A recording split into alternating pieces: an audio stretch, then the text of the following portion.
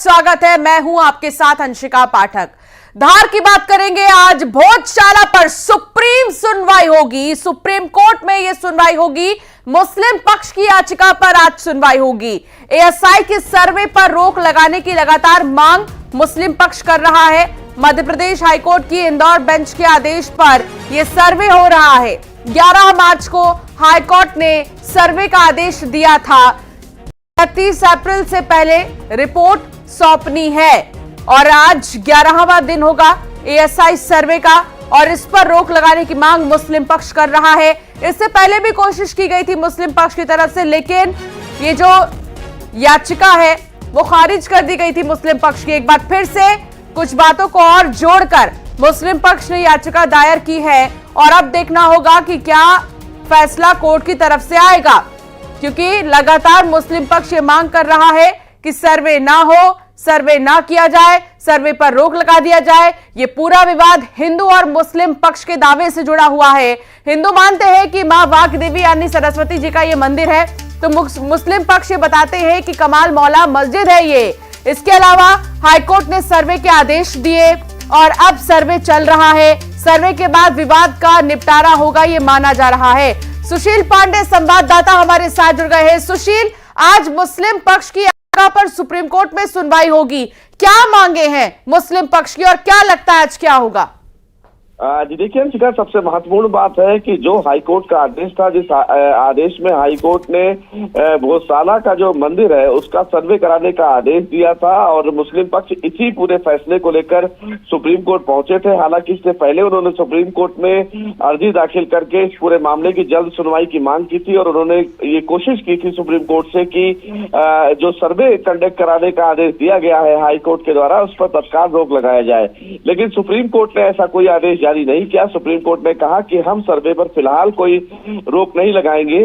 तो आज जो सुनवाई है वो केस के मेरिट पर सुनवाई है। हालांकि मुस्लिम पक्षकारों की तरफ से जो याचिका दाखिल की गई है उसमें यह भी कहा गया है कि इस पूरे मामले पे जब हाईकोर्ट में सुनवाई चल रही थी तो मुस्लिम पक्षकारों की तरफ से जो दलीलें हैं वो ठीक से रखने का मौका नहीं मिला और एक तरफा जो फैसला है वो हाईकोर्ट किया। तो आज जो पहली सुनवाई होगी अगर सुप्रीम कोर्ट में, तो ये माना जा सकता है कि मुस्लिम पक्षकारों की तरफ से दलीलें दी जाएं और इस पूरे मामले पर कहीं ना कहीं हाईकोर्ट के आदेश पर रोक लगाने की मांग की जाए। साथ ही साथ इसमें हिंदू पक्षकारों की तरफ से भी कैबिनेट अर्जी डाली जा चुकी है और ये मांग की गई है कि अगर कोई भी आदेश सुप्रीम कोर्ट जारी करता है तो बिना हिंदू पक्ष को सुने कोई आदेश जारी ना करे। तो आज की जो सुनवाई होगी वो क्रूशियल होगी, क्योंकि पहली सुनवाई है केस के मेरिट पे। हाईकोर्ट के आदेश के बाद अब सुप्रीम कोर्ट में मुस्लिम पक्षों की तरफ से क्या कुछ दलीलें दी जाती है ये देखने वाली बात होगी। और दूसरी बात कि सुप्रीम कोर्ट इस पूरे मामले को लेकर क्या कुछ अहम आदेश जारी करता है ये जब साफ हो पाएगा जब सुप्रीम कोर्ट इस पूरे मामले की सुनवाई करेगा। बहुत शुक्रिया सुशील जानकारी साझा करने के लिए। तो भोजशाला पर आज सुप्रीम सुनवाई होगी और हाईकोर्ट की तरफ से यह फैसला आया था कि एएसआई सर्वे होना है और अब उसी फैसले को चुनौती सुप्रीम कोर्ट में दी जा रही है। मुस्लिम पक्ष की तरफ से कहा जा रहा है कि इस सर्वे को रोक दिया जाना चाहिए। हालांकि इन सबसे इतर आज 11वां दिन है एएसआई सर्वे का। लगातार एएसआई की जो टीम है वो भोजशाला परिसर में जा रही है, वहां पर जांच की जा रही है, रिपोर्ट तैयार की जा रही है। 29 अप्रैल से पहले ये रिपोर्ट सौंपनी भी है। इंदौर से बड़ी खबर, जहां ट्रैफिक जवान की सूझबूझ से किशोरी की जान बच गई। किशोरी का अपहरण कर 2 बदमाश ले जा रहे थे जिन्हें पकड़ लिया गया है। 15 साल की छात्रा का अपहरण कर ले जा रहे थे ये बदमाश। घर जाने के लिए युवती चौराहे पर ही खड़ी थी। दोनों बदमाशों ने छात्रा को जबरदस्ती बाइक पर बैठाया। छात्रा ने चौराहे पर ड्यूटी कर रहे ट्रैफिक पुलिस कर्मी से इशारा करके मदद मांगी। 300 मीटर तक पीछा कर ट्रैफिक जवान ने किशोरी को बचा लिया। आखिरकार बचा लिया गया जवान की सूझबूझ से। मिथिलेश संवाददाता साथ जुड़ गए हैं। मिथिलेश, काफी एक्टिव है इंदौर की पुलिस और बड़ी ही सूझबूझ के साथ यहां पर इस छात्रा को बचाया गया। अंशिका, बिल्कुल सही कहा आपने कि ये सूझबूझ से छात्रा को बचाया गया और इसमें पुलिस जवान जो हैं इनकी तारीफ करनी चाहिए, जितनी भी तारीफ करें उतनी कम, क्योंकि युवती काफी डरी हुई थी। दोनों बदमाशों ने चौराहे पर खड़ी जब वो घर जा रही थी, जबरदस्ती गाड़ी में बैठा लिया था, और उस वक्त जब युवती उस चौराहे से निकल रही थी तो उसने वहां पे दो जवानों को देखा और इशारा किया कि मैं मुसीबत में हूं, मुझे और बचा लीजिए। उसके इशारों को ये समझते हैं, बाइक से पीछा करते हुए बंगाली चौराहे पर पहुंचते हैं। बंगाली चौराहे पर दोनों ही बदमाश को पकड़ लिया जाता है। एक बदमाश गाड़ी छोड़ के भागता है तो 300 मीटर दूर तक जवान दौड़ते हैं उसके पीछे और फिर उसे पकड़ के लाते हैं। दोनों बदमाशों को गिरफ्तार कर लिया गया। अपहरण सहित अलग अलग गंभीर धाराओं में केस दर्ज किया गया है। एक बदमाश इसमें जो लक्की है, जिसका नाम लक्की सामने आया, उस पर 10 अपराध पहले से दर्ज है, यानी वो लिस्टेड बदमाश इंदौर शहर का। लेकिन जो छात्रा है सकुशल बचा ली गई है। और छात्रा ने जो इशारा किया था, सबसे तारीफ की बात है कि जो चौराहे पुलिसकर्मी जवान दो खड़े थे ट्रैफिक के, उसके इशारों को समझ पाए। शायद अगर उस इशारों को नहीं समझ पाते तो ये जो कल की घटना थी, ये घटना काफी बड़ी हो जाती, क्योंकि दोनों जो बदमाश थे, इनके ये जो बदमाश है, ये बाईपास की तरफ सुनसान इलाके में युवती को लेकर जा रहे थे। जैसा युवती ने बताया, उसे डरा रखा था कि अगर कहीं चिल्लाया तो तुम्हारी हत्या कर देंगे, तुम्हें जान से मार देंगे। उनके बाद चाकू रखा हुआ है, इसलिए युवती काफी डरी और सहमी हुई थी। 15 साल की जो युवती का अपहरण किया, और एक इशारे से यहाँ पर सूझबूझ पुलिस की देखने को मिली और आखिरकार जो है इन बदमाशों को पकड़ ही लिया गया। बहुत शुक्रिया मिथिलेश जानकारी साझा करने के लिए। कमलनाथ के गढ़ में आज मुख्यमंत्री डॉक्टर मोहन यादव गरजेंगे। जी हां, छिंदवाड़ा के तूफानी दौरे पर है सीएम। छिंदवाड़ा के चौराई में चुनाव प्रचार करेंगे। शाहपुरा में स्थानीय कार्यक्रम में वो शामिल होंगे। प्रबुद्ध जन कार्यक्रम में मौजूद रहेंगे। रीवा में चुनाव प्रचार करेंगे। छिंदवाड़ा में ही रात्रि विश्राम करेंगे मुख्यमंत्री। एक सीट छिंदवाड़ा की जिसको फतह भारतीय जनता पार्टी नहीं कर पाई थी 2019 में, उस पर नजर है इस बार। और इस बार मिशन 29 के तहत मुख्यमंत्री का ताबड़तोड़ दौरा। छिंदवाड़ा में आज दौरा और आज कई जगहों पर जाएंगे। छिंदवाड़ा में मुख्यमंत्री प्रचार प्रसार करेंगे, कार्यक्रमों में शामिल होंगे, यहां तक कि रात्रि विश्राम भी छिंदवाड़ा में ही करेंगे। बता दें कि कांग्रेस की तरफ से जो प्रत्याशी है इस बार लोकसभा चुनाव के लिए, वो कमलनाथ के बेटे नकुलनाथ हैं और विवेक बंटी साहू भारतीय जनता पार्टी के प्रत्याशी हैं। ये देखना होगा कि आखिर इस बार जनता किसे चुनती है, क्योंकि यहाँ चुनौती तो है, लेकिन चुनौती के बाद भी नतीजे क्या होंगे इसके लिए इंतजार करना भी बाकी है। और इसके लिए पूरी मेहनत के साथ भारतीय जनता पार्टी चुनावी मैदान में उतरते हुए नजर आ रही है। भोपाल में बीजेपी महिला मोर्चा की अहम बैठक होगी। लोकसभा चुनाव को लेकर यह बैठक बेहद अहम है। प्रदेश के बीजेपी कार्यालय में यह बैठक होनी है। आधी आबादी को साधने के लिए रणनीति बनाई जाएगी। बैठक में बीजेपी के दिग्गज नेता मौजूद रहेंगे और आधी आबादी को साधने के लिए इस बैठक का आयोजन किया जाएगा, जिसमें कि कई बड़े दिग्गज मौजूद रहेंगे। महिला मोर्चा की अहम बैठक भोपाल में होगी और इस बैठक में लोकसभा चुनाव में कैसे आधी आबादी को साधना है, इस पर रणनीति तैयार की जाएगी। इंदौर में मिलावटखोरों पर शिकंजा कसा गया है। बेसन बनाने वाली 2 फैक्ट्रियों पर कार्रवाई की गई है। दरअसल बेसन में मिलावट होने की आशंका है। 20,000 किलो खाद्य सामग्री जब्त की गई है। प्रशासन ने नमूने साफ सफाई का ध्यान नहीं रखने की बात कही है कि यहां पर साफ सफाई का ध्यान नहीं रखा जा रहा था और कुछ सैंपल्स भी लिए गए हैं, जिसके बाद टेस्टिंग के बाद ये पता चल पाएगा कि ये बेसन कितना असली है।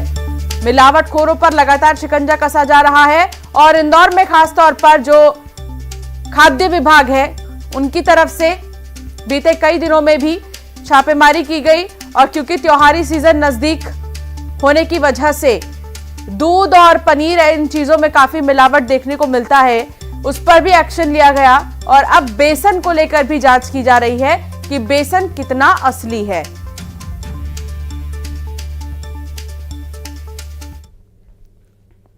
और अब छतरपुर से खबर, जहां अवैध हथियार दिखाते युवक का वीडियो वायरल हो रहा है। वीडियो में हथियारों का जखीरा दिखा रहा है ये युवक। रिवॉल्वर सहित देसी तमंचों की नुमाइश कर रहा है। युवक ने सोशल मीडिया पर वीडियो शेयर किया था। लवकुश नगर थाना इलाके का ये वीडियो बताया जा रहा है और देखिए कैसे ये फेमस होने के लिए और हिट होने के लिए इस तरीके से हथियार दिखाता हुआ नजर आ रहा है। अब सवाल ये है कि इतने सारे रिवॉल्वर हथियार इसके पास आए कहां से? ये लाइसेंसी है, अवैध है, ये तमाम ऐसी चीजें जिनको लेकर अब जांच पड़ताल होगी। लेकिन इस तरीके से वीडियो बनाता हुआ भी ये युवक नजर आया। कानून व्यवस्था को चुनौती देने वाला युवक का वीडियो वायरल हो रहा है।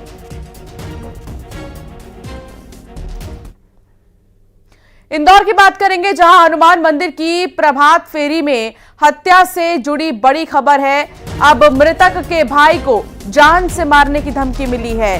तुकोगंज थाना पुलिस ने केस दर्ज कर दिया है। 4 जनवरी को शुभम रघुवंशी की हत्या हुई थी। प्रभात फेरी में हत्या आरोपी के भाई और साथियों ने गवाही देने पर जान से मारने की धमकी दी। पुलिस ने आरोपियों को गिरफ्तार कर लिया है।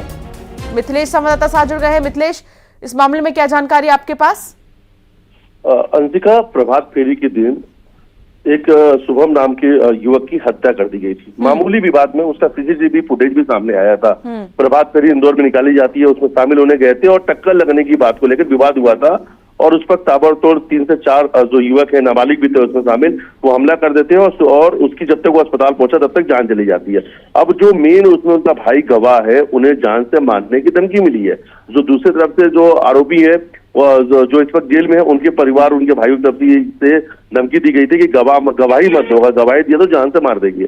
अब इधर शिकायत पर पुलिस ने आरोपियों के खिलाफ केस दर्ज कर लिया और जितने भी आरोपी जिन्होंने अभी धमकी दी थी उनकी गिरफ्तारी हो चुकी है। पूरा मामला तुकोगंज थाना क्षेत्र का है। तो पहले हत्या की और हत्या के लिए अब जो लोग गवाह देने वाले हैं उन्हें डराया और धमकाया जा रहा है, उन्हें भी जान से मारने की धमकी दी जा रही है। फिलहाल शिकायत पर केस दर्ज कर लिया गया है।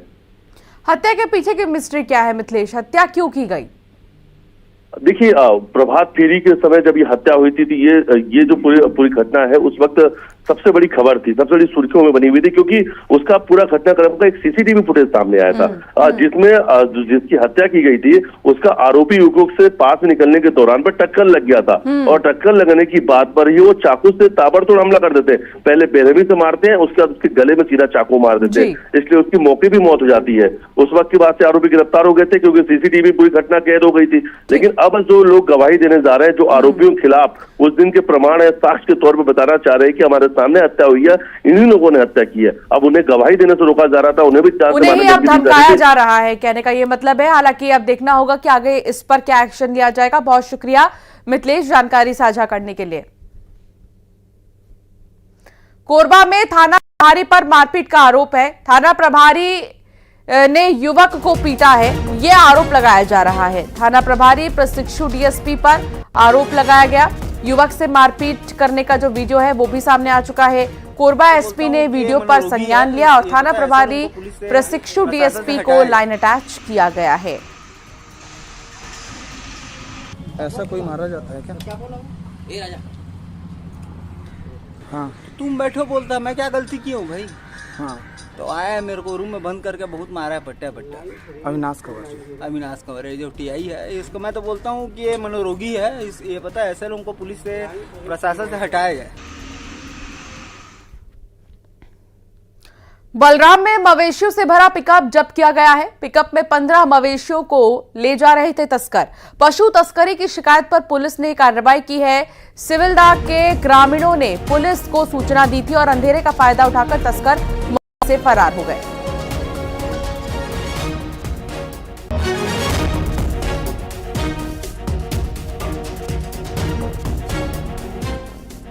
सिविलदाग से सूचना मिली कि एक वाहन लावारिस हालत में गांव में पड़ा हुआ है, जिसमें तिरपाल ढका है, जिसके अंदर में लगभग 15 पशु रखे हुए हैं।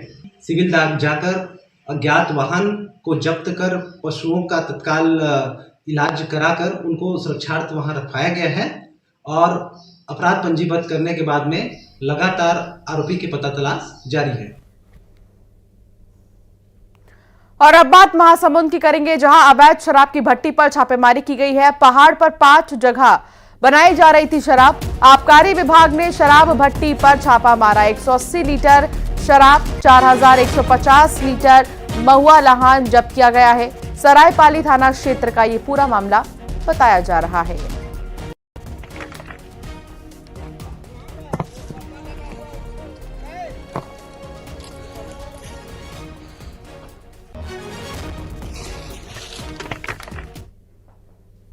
धमतरी शहर में आज पानी नहीं आएगा। शहर के 8 वार्डों में पानी की सप्लाई बाधित होगी। आज शाम 8 बजे वार्डों में पानी नहीं आएगा और 2 टंकियों की सफाई करेगी नगर निगम। सालाना सफाई अभियान के तहत ये सफाई की जाएगी। प्रभावित इलाकों में टैंकर से पानी की सप्लाई आती है और ऐसे में आज उन्हें समस्या का सामना करना पड़ेगा।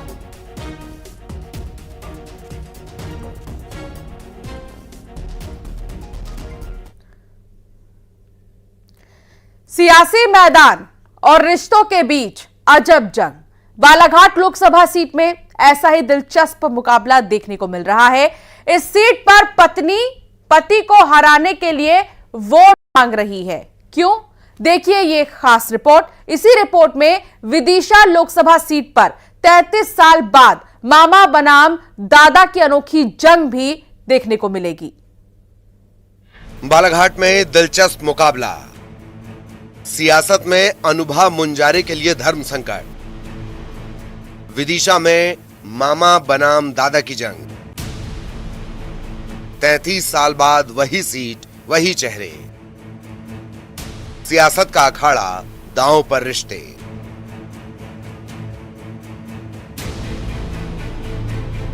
सियासत का अजब रंग देखिए। चुनाव का टिकट मिला हो तो फिर कुछ भी उससे बड़ा नहीं। न परिवार, न नातेदारी, न दोस्ती। कुछ ऐसा ही धर्म संकट बालाघाट में कांग्रेस एमएलए अनुभा मुंजारे के सामने आ खड़ा हुआ है, जो उनके लिए किसी अग्नि परीक्षा से कम नहीं। अनुभा अपने को चुनाव हराने के लिए वोट मांग रही हैं। चौंकिए नहीं, मामला कुछ ऐसा है कि अनुभा मुंजारे मौजूदा कांग्रेस एमएलए हैं। उनके पति कंकर मुंजारे बीएसपी के टिकट पर सांसद का चुनाव लड़ रहे हैं। इसी सीट से कांग्रेस ने सम्राट सरस्वार को उम्मीदवार बनाया है। अब कांग्रेस एमएलए के सामने दुविधा ये कि वे कांग्रेस कैंडिडेट को जिताने के लिए वोट मांगे या अपना पत्नी धर्म निभाएं। हालांकि नेताओं की आखिरी लाइन यही होती है कि पार्टी सबसे ऊपर। अनुभा मुंजारे भी कुछ ऐसा ही करती नजर आ रही हैं। सियासत के मैदान में रिश्तों की अनोखी जंग है। अनुभा के संकट को देखते हुए उनके पति कंकर मुंजारे साफ कहते हैं कि वे पत्नी से समर्थन की उम्मीद नहीं रखते, लेकिन चुनावी जंग में अपने विरोधी को हराना ही जीत माना जाता है। ऐसे में चुनावी नतीजों का असर पति पत्नी के बीच नई सियासी जंग ना छेड़ दे। और चुनाव जीता है, भूल के अनुभव मुंजारे ईमानदार है, अभी बहुत गुणगान कर रही है। अभी ये सब लोग ऐसी करेंगे। और दूसरी बात मैं बोलना चाहता हूँ कि अनुभव मुंजारे जाके उनका कांग्रेस का प्रचार कर रही है, उस पर एक लाइन आखिर में ये बोलना चाहता हूँ। अनुभव मुंजारे को बोला हुआ है कि आप जो है कांग्रेस का प्रचार करना है, खूब करो, लेकिन यहाँ से मत करो। मैं यहाँ से मैं कैंडिडेट हूँ, मेरा घर है और यहाँ पे आप भी रहोगी और जाके हमारे खिलाफ बोलोगी। हमारे खिलाफ बोलना मतलब हमारे विरोधी हो। इस घर में आप मत रहो चुनाव तक। 19 तारीख तक के आप कहीं जाके रहो और चुनाव प्रचार करो। अपनी बहन के यहाँ चलो, उनकी बहन यहाँ पे सजेशन दिया है, वहाँ जाके रहो। ऐसा ही एक और दिलचस्प मुकाबला विदिशा लोकसभा सीट पर भी है। यहाँ चुनावी लड़ाई मामा और दादा के बीच है। 33 साल बाद वही सीट, वही चेहरे फिर आमने सामने हैं। विदिशा लोकसभा सीट से बीजेपी के पूर्व सीएम शिवराज सिंह चौहान योद्धा हैं, तो उनके खिलाफ चुनावी रण में उतरे हैं 2 बार के सांसद रहे प्रताप भानु शर्मा। 1991 उपचुनाव में शिवराज सिंह प्रताप भानु को हराकर पहली बार सांसद बने थे। अब 33 साल बाद मामा और दादा, प्रताप भानु को दादा कहा जाता है, एक दूसरे के खिलाफ चुनाव मैदान में है। विदिशा बीजेपी का गढ़ कहलाता है। क्या इस गढ़ में दादा यानी प्रताप भानु शर्मा सेंधमारी कर पाएंगे? बालाघाट में श्रीनिवास चौधरी और रायसेन से दिनेश यादव के साथ bureau report, news 18 Madhya Pradesh Chhattisgarh.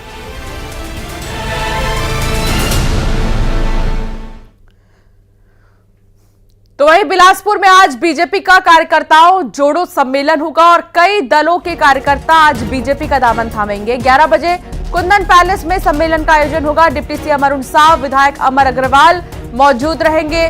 Dharmlal Kaushik समेत कई अन्य नेता भी मौजूद रहेंगे। उमेश मौर्य संवाददाता साथ जुड़ गए हैं। उमेश, आज तमाम ऐसे कार्यकर्ता बीजेपी का दामन थामेंगे, कब कार्यक्रम होगा और कितने संख्या में कार्यकर्ता बीजेपी में ज्वाइनिंग करेंगे, क्या जानकारी मिल रही है आपके पास?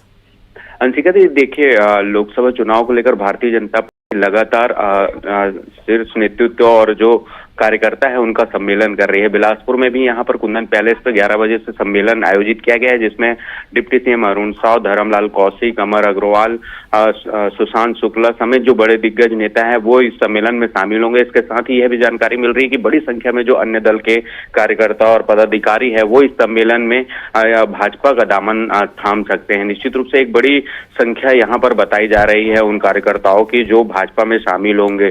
चूंकि लोकसभा चुनाव को लेकर लगातार भारतीय जनता पार्टी जो 8 विधानसभा है वहां पर अपने पहले चरण का जो डोर टू डोर कैंपेन है वो पूरा कर लिया। इसके साथ ही दूसरे चरण की जो लोगों से मुलाकात और पार्टी कार्यकर्ताओं और पार्टी के पक्ष में वोट मांगने के लिए यहाँ पर जो कार्यकर्ताओं को जोड़ने का जो सिलसिला है वो लगातार जारी है। 11 बजे से ये कार्यक्रम शुरू होगा और ये कहा जा रहा है कि लगभग 150 से 200 लोग आज भारतीय जनता पार्टी का दामन थाम सकते हैं। तो निश्चित रूप से एक बड़ी संख्या जा रही है।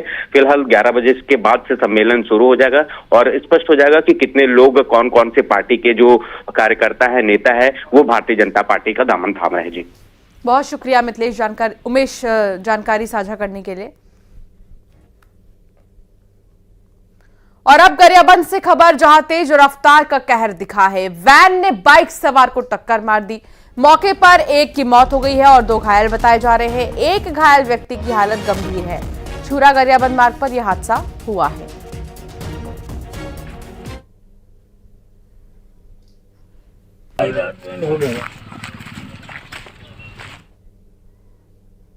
अभनपुर में ट्रक चोरी करने वाले को गिरफ्तार कर लिया गया। धान से भरा ट्रक लेकर फरार हुआ था।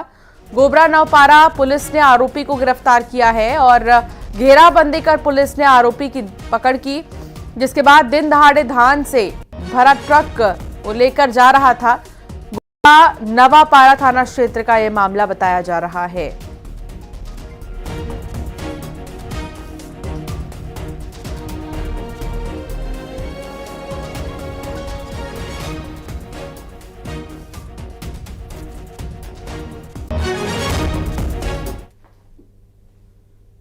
और अब बात चुनाव से जुड़ी 24 खबरों की। चुनाव 24 की